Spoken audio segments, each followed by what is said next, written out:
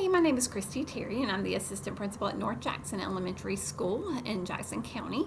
And this is in response to the disgruntled parent scenario.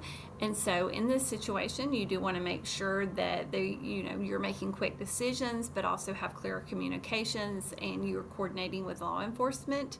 We use Centegix in our district, and so my Centegix alerts our SRO that we have here full time in our building, and then it also alerts our safety and security director for our district.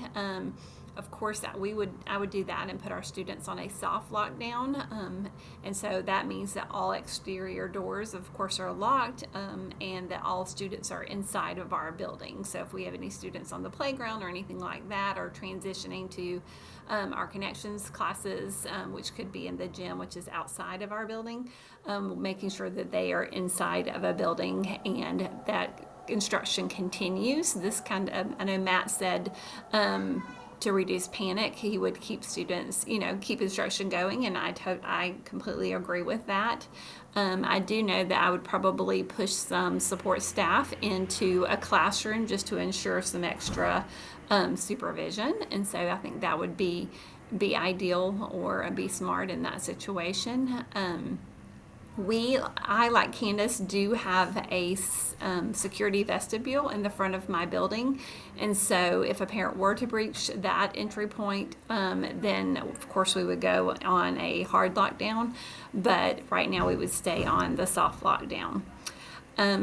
As far as asking questions to stay informed as possible, I think Khadijah did a great job asking questions, and so she had a whole list of them, but really informed her where the parents were. Of course, we want to know as much information and get as much information as we can, and so that was, of course, and stay in communication with our SRO and our safety director.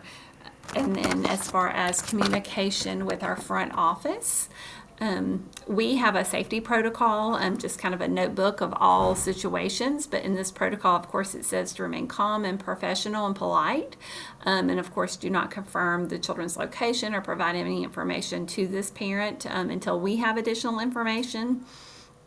We also have a detailed safety plan in our district that we review at the beginning of every school year, but then we practice throughout the school year.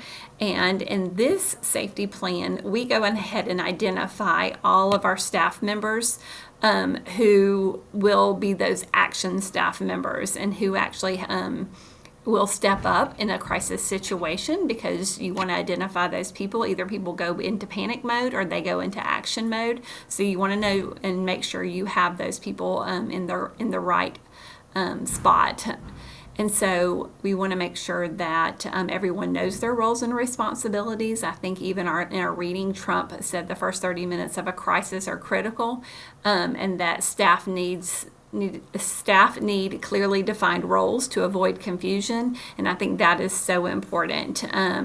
And so making sure that everyone knows what they're supposed to do when they're supposed to do it. As far as internal and external communication in my district, our PR department or our superintendent handles all PR and communication in a situation like this. Thanks, guys.